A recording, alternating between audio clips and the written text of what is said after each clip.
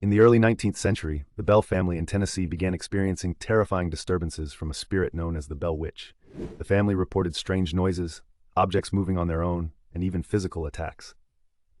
As the hauntings escalated, the entity seemed to take a particular interest in the family's daughter, Betsy, subjecting her to relentless torment. Word of the haunting spread, drawing the attention of curious locals and historians. Many visited the Bell home to witness the phenomena firsthand. The mysterious Bell Witch became a local legend, blending elements of folklore and history, and leaving a chilling legacy that still fascinates people today.